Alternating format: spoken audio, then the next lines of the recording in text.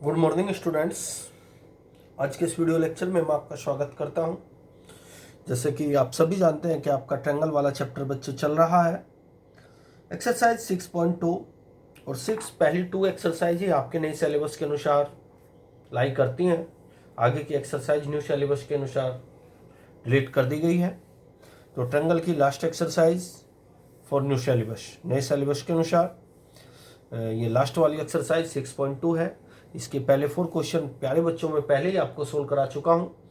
आइए question number 4 से आगे बात करते हैं। क्वेश्चन में कहा, क्वेश्चन नंबर 5 के फर्स्ट में, if D E R points on the side A B and A C. भाई आपके पास कोई ट्रायंगल ए बी सी है और ट्रायंगल ए बी सी, हमारे पास ही कोई ट्रायंगल ए बी सी है। इस ट्रायंगल ए बी सी में ए बी पर एक पॉइंट डी और एसी पर एक पॉइंट ई लाई करता है। क्वेश्चन में कहा सच दैट, इस प्रकार है कि एडी की जो लेंथ है वो 6 सेंटीमीटर, यहां से यहां तक 6 सेंटीमीटर, बीडी की जो लेंथ है वो 9 सेंटीमीटर, बीडी 9 सेंटीमीटर है, एई 8 सेंटीमीटर है, तो एई 8 सेंटीमीटर है, ईसी 12 सेंटीमीटर है, ईसी 12 सेंटीमीटर। प्रूव दैट, हमें प्रूव करना है डीई पैरेलल टू बीसी। जो डीई है वो बीसी के पैरेलल है, यानी कि ये डीई मुझे बीसी के पैरेलल है, प्रूव करनी है बच्चों। यानी कि कोई हमें ट्रायंगल एबीसी दिया गया है। इस ट्रायंगल एबीसी में बच्चों ए बी साइड पर एक पॉइंट डी है, ए सी साइड पर एक पॉइंट ई है, ए डी की लेंथ 6 सेंटीमीटर दी गई है, बी डी की लेंथ 9 सेंटीमीटर दी गई है, ए ई की लेंथ 8 सेंटीमीटर दी गई है, ई सी की लेंथ 12 सेंटीमीटर दी गई है। तो हमें प्रूफ करना है, क्या प्रूफ करना है sir? D E B C के पैरेलल है। किसी ट्रायंगल में, किसी भी ट्रायंगल के अंदर अगर हम किसी एक साइड के पैरेलल कोई दूसरी साइड प्रूफ करनी हो, जैसे बीसी, इस ट्रायंगल का अगर बेस ले लिया जाए तो बीसी के पैरेलल अगर हमें डीई प्रूफ करनी हो, तो अगर मैं इसमें बीपीटी यूज कर दूं, अर्थात बेसिक प्रोपोर्शनलिटी थ्योरम, जिसको थेल्स थ्योरम के नाम से भी जाना जाता है, तो हम कह सकते हैं कि जो डीई है वो बीसी के पैरेलल है। किसके पैरेलल है बच्चों? डीई बीसी के पैरेलल है। तो हमने क्या किया, इसमें बेसिक प्रोपोर्शनलिटी थ्योरम में अप्लाई की। मैंने लिखा इफ एडी अपॉन डीबी, यदि एडी का डीबी से रेशो इक्वल हो जाए एई का ईसी से रेशो, तो हम कहेंगे कि डीई पैरेलल टू बीसी। इसको थेल्स थ्योरम के नाम से जाना जाता है, इसको बेसिक प्रोपोर्शनलिटी थ्योरम भी हम लोग बोलते हैं। तो ये बात मैंने यहां लिखी। अब मैंने जो एडी की वैल्यू यहां से उठाई 6 सेंटीमीटर, एडी की वैल्यू 6 सेंटीमीटर है, वो मैंने यहां एडी की सीट पे रख दी 6 सेंटीमीटर। डीबी की वैल्यू 9 सेंटीमीटर है, तो डीबी की सीट पे 9 सेंटीमीटर। एई की वैल्यू मुझे दी गई है 8 सेंटीमीटर, तो मैंने 8 सेंटीमीटर। ईसी की वैल्यू मुझे 12 सेंटीमीटर दी गई है, तो मैंने यहाँ 12 सेंटीमीटर रखा। इन दोनों नंबरों को 3 से डिवाइड किया बच्चों। 3 से डिवाइड करने के बाद 6 आ जाएगा, 3 से डिवाइड करने के बाद 9 आ जाएगा। इधर वाले दोनों नंबर 4 से डिवाइड हो रहे हैं, तो मैंने 4 से 8 को भी डिवाइड किया, 2 आया। 4 से 12 को डिवाइड किया, 3 आया।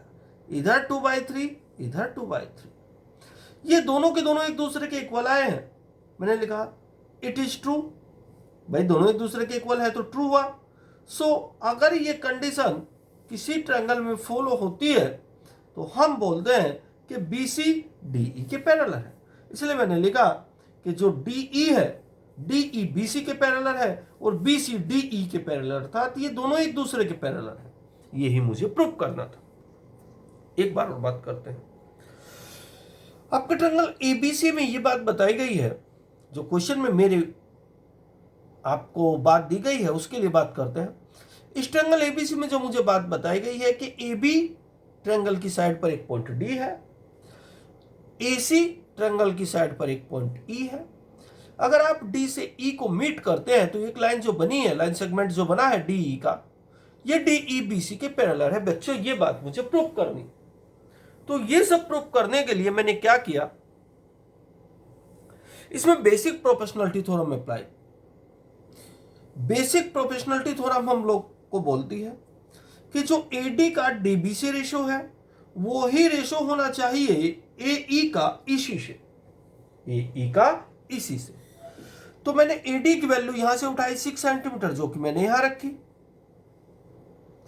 इस ट्रायंगल में बच्चों मुझे डीबी की वैल्यू 9 सेंटीमीटर दी गई है, एई की वैल्यू मुझे 8 सेंटीमीटर दी गई है, ईसी की वैल्यू मुझे 12 सेंटीमीटर दी गई है। तो मैंने ये देखा है दोनों नंबर किससे डिवाइड होते हैं, 3 से 6 को डिवाइड किया 2 आया, 3 से 9 को डिवाइड किया 3 आया, तो इधर 2/3। इधर वाले दोनों नंबर 4 से डिवाइड हो रहे हैं, तो 4 से 8 को डिवाइड किया 2 आया, 4 से 12 को डिवाइड किया 3 आया, इधर भी 2/3, इधर भी 2/3। अब ये दोनों एक दूसरे के इक्वल आए हैं, इट इज ट्रू, इसका मतलब ये सत्य है। अगर ये ट्रू है तो हम लोग बोल सकते हैं कि इसमें बेसिक प्रोपोर्शनलिटी थ्योरम अप्लाई हो रही है। अगर इसमें बेसिक प्रोपोर्शनलिटी थ्योरम अप्लाई हो रही है तो हम लोग कहेंगे कि डीई बीसी के पैरेलल है। मेरे ख्याल से आपकी समझ में आया होगा। चलिए आगे क्वेश्चन के बारे में बात करें।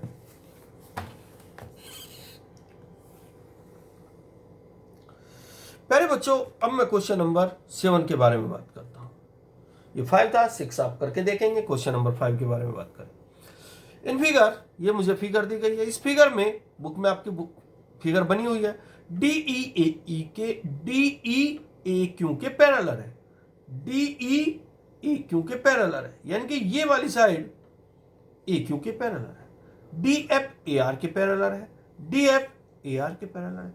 तो सो दैट ई एफ, तो हमें प्रूव करना है ई एफ क्यू आर के पैरेलल है, यानी कि ईडी क्यू ए के पैरेलल गिवन है, डी एफ ए आर के पैरेलल है। तो प्रूफ क्या करना है कि ई एफ क्यू आर के पैरेलल है। बच्चों ED parallel to Q A, तो मैंने लिखा DE parallel to A Q, DE parallel to A Q, ये बात मुझे गिवन है।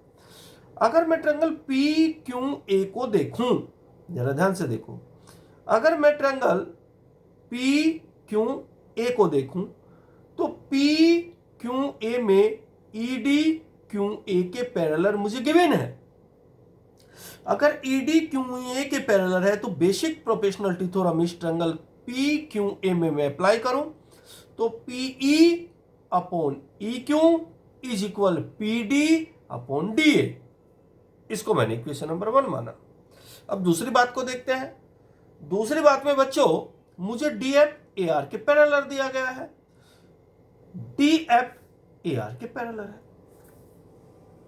अगर डी एफ मुझे ए आर के पैरेलल दिया गया है, यहां पे देखो डी एफ ए आर के पैरेलल अगर मुझे दिया गया है तो मैं ऐसे लिख सकता हूं कि पीडी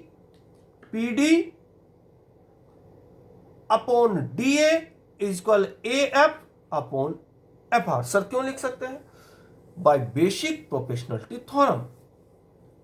अगर डी एफ ए आर के पैरेलल है तो प्यारे बच्चों मैं इसमें ट्रायंगल पी ए आर में, ट्रायंगल पी ए आर में बेसिक प्रोपोर्शनलिटी थ्योरम यूज कर सकता हूं। अगर मैं पी ए आर में बेसिक प्रोपोर्शनलिटी थ्योरम यूज करूं तो डी एफ ए आर के पैरेलल है।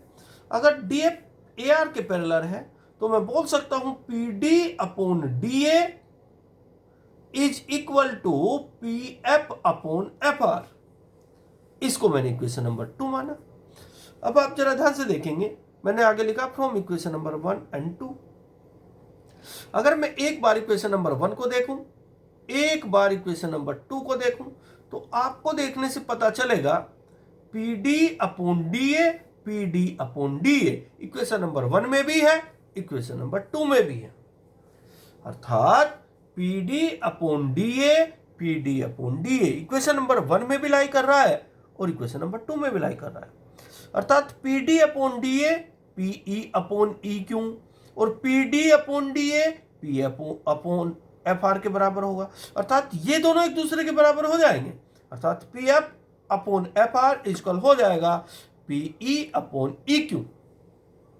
अब P F upon F are, is equal PE upon EQ। अब फिगर में देखिए, मेरे पास जो मैंने अभी अभी रिजल्ट प्रूव किया, PF upon FR, triangle PQR में देखिए आप लोग।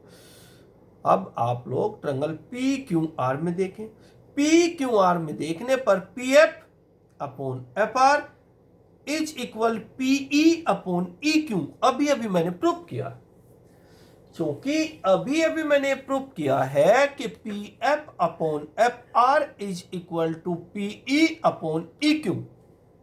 इसका मतलब ये हुआ कि EF QR के पैरेलल है। तो यही बात बच्चों मैंने यहां नीचे लिखी, by converse of BPT, converse basic proportionality theorem converse से EF QR के पैरेलल हो जाएगी, EF QR के पैरेलल हो जाएगी इस कंडीशन के अनुसार। एक बार और जल्दी जल्दी से बातें करते हैं। हमें प्यारे बच्चों ये पिक्चर बुक में दी गई है, PQR कोई ट्रायंगल दिया गया है। इस ट्रायंगल में मुझे ED QR QA के पैरेलल, DF AR के पैरेलल दिया गया है। तो मुझसे प्रूव करने के लिए कहा गया है कि EF QR के पैरेलल प्रूव करो। सबसे पहले कंडीशन ली कि DE AQ के पैरेलल है। अगर DE AQ के पैरेलल है तो ये इसमें बेसिक प्रोपोर्शनलिटी थ्योरम यूज हो जाएगी कि PE upon EQ is equal to PD upon AR। इसको PD अपॉन DA, इसको मैंने इक्वेशन नंबर 1 माना। अब दूसरी कंडीशन के अनुसार DF AR के पैरेलल है, DF AR के पैरेलल है। तो ट्रायंगल PAR में मैं बेसिक प्रोपोर्शनलिटी थ्योरम यूज कर सकता हूं। अगर मैं इसमें बेसिक प्रोपोर्शनलिटी थ्योरम यूज करूं तो ये लाइन इसके पैरेलल है, तो PD upon DA is equal PF upon FR हो जाएगा। इसको मैंने इक्वेशन नंबर 2 माना। अगर मैं इक्वेशन नंबर 1 और 2 दोनों को देखूं तो मुझे देखने से पता चलता है कि PD upon DA equation number 1 में और इक्वेशन नंबर 2 में दोनों में है। भाई ये इसके बराबर, ये इसके बराबर था, तो ये इसके बराबर। एक बार और सुनना, PD अपॉन DA इसके बराबर भी और PD अपॉन DA इसके बराबर भी, अर्थात PF upon FR is equal to PE upon EQ from 1 and 2। अब अपने पिक्चर में देखें, मैंने अभी अभी प्रूव कर दिया कि PE upon EQ is equal PF upon FR। जब PE और EQ का रेशो इक्वल है PF अपॉन FR के, तो EQ QR के पैरेलल हो जाएगी by converse of basic proportionality theorem. प्यारे बच्चों, ये ही मुझे प्रूव करना था। आज मैंने ज्यादा स्पीड से क्वेश्चन आपको समझाने की कोशिश नहीं की है, तो ही क्वेश्चन मैंने आपको समझाए। इस उम्मीद से क्वेश्चन समझाने की कोशिश की है कि जो मैंने आपको समझाया वो आपके माइंड तक जरूर पहुंची होगी बातें, अगर आपने पहले से इसमें मेहनत की है। Okay students, bye.